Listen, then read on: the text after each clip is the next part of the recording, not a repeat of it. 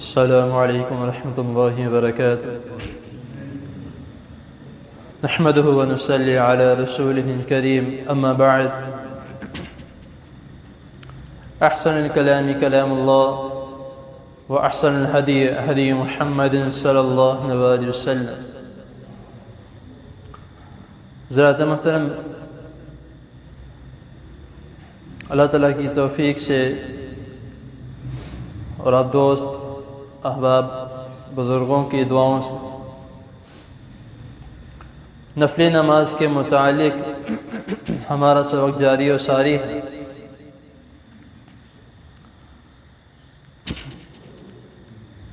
آج کے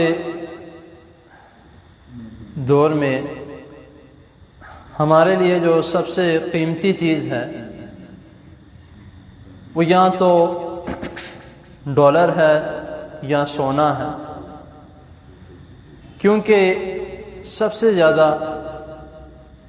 جو ہائی لیول پہ قیمت ہے وہ اسی کی ہے، تو اسی لیے سب سے زیادہ محبوب بھی ہمیں وہی ہے۔ لیکن آج بھی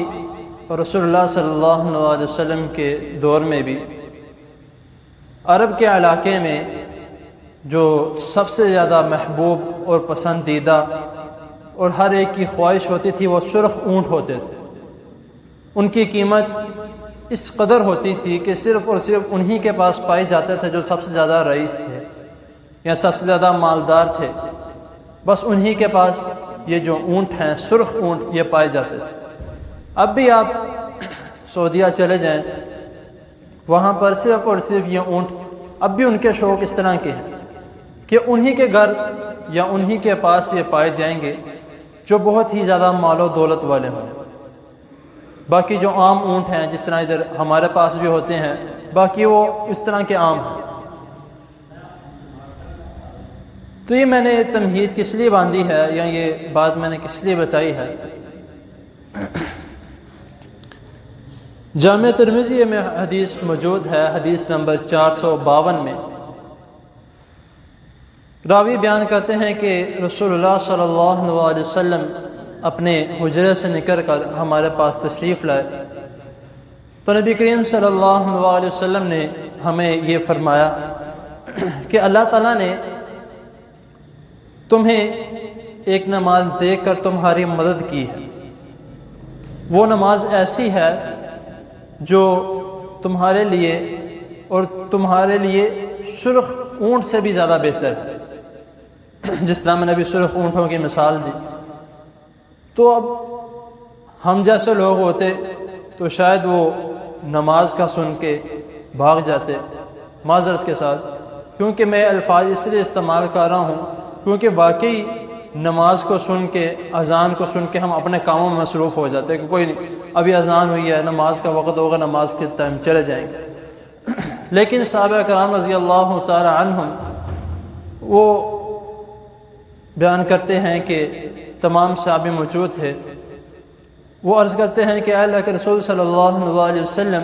وہ کون سی ایسی نماز ہے جو سرخ اونٹوں سے بھی زیادہ ہمارے لیے بہتر ہے؟ تو نبی کریم صلی اللہ علیہ وسلم فرماتے ہیں کہ وہ وتر کی نماز ہے، اور یہ نماز عشاء کی نماز کے بعد سے لے کر فجر کی نماز سے پہلے تک اس کا وقت ہے، کسی بھی وقت پڑھ سکتے ہو۔ تو یہ جس طرح میں نے آپ کو پچھلی نشست میں بھی یہ بات کہی تھی کہ وتر کی جو نماز ہے واجب نہیں ہے، لیکن اس کی فضیلت اتنی زیادہ ہے کہ باقی نمازوں میں اتنی تاکید نہیں کی گئی، تو اسی لیے کوشش کرنی چاہیے۔ اب ایک بھائی کل مجھے کہہ رہے تھے کہ اگر پڑھ لی جائے تو بھی ٹھیک ہے، نہ پڑھے تو کوئی مسئلہ نہیں ہے۔ ایسا نہیں ہے، کیونکہ جو میں نے کل آپ کے سامنے حدیث بیان کی تھی اس میں الفاظ ہیں الوتر حق، وتر حق ہے یعنی کہ لازم ہے، اس کو پڑھنا چاہیے۔ تو میں نے پھر آگے جو یہ الفاظ بھی استعمال کیے تھے کہ اگلے جو ایک دو احادیث میں یہ الفاظ بھی آئیں گے کہ جس کے وتر رہ جائیں تو وہ کیا کرے، تو وہ کہہ رہے تھے کہ صرف اور صرف وتر جو ہیں یا تہجد کی نماز جو ہے رسول اللہ صلی اللہ علیہ وسلم کے اوپر فرض تھی، ہمارے اوپر نفل ہیں، پڑھ لے تو ٹھیک ہے، نہ پڑھے تو کوئی پوچھ نہیں ہے۔ ایسا نہیں، جس کے متعلق رسول اللہ صلی اللہ علیہ وسلم نے تاکید کی ہے اس کے متعلق پوچھا جائے گا۔ جن کے متعلق آپ نے چھوٹ دی ہے وہ اس کے متعلق ہم کہہ سکتے ہیں کہ اس کے متعلق اللہ تعالیٰ ہم سے کوئی اتنی پکڑ نہیں ہوں گے، لیکن جو زیادہ تاکید کی گئی ہے، اب جس طرح اس وطر کے متعلق فضیلتیں بیان کی گئی ہیں کہ اس سے بھی بہتر ہے، اس سے بھی بہتر ہے، اس سے بھی بہتر ہے، اور اس طرح 2 نشستوں پہلے میں نے ایک بات کی تھی کہ رسول اللہ صلی اللہ علیہ وسلم نے فرمایا کہ جو رات کی نماز ہے دنیا و ما فیہا اس سب سے بہتر ہے،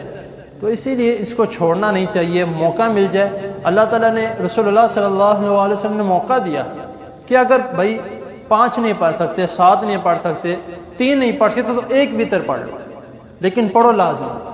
تو اسی لیے کوشش کرنی چاہیے کہ ان وطروں کو چھوڑا نہ جائے۔ اگر آپ رات کے وقت اٹھ کے نہیں پڑھ سکتے تو عشاء کی نماز کے فوراً بعد، اس طرح اس حدیث میں بھی ہے کہ وطر کا جو ٹائم ہے عشاء کی نماز کے بعد سے لے کر فجر کی نماز سے پہلے تک ہے، تو آپ کسی بھی وقت پڑھ سکتے ہیں۔ تو اللہ تعالیٰ کے حضور دعا ہے اللہ تعالیٰ ہمیں جو سنا ہے اس پر عمل کرنے کی توفیق عطا فرمائے۔ جزاک اللہ۔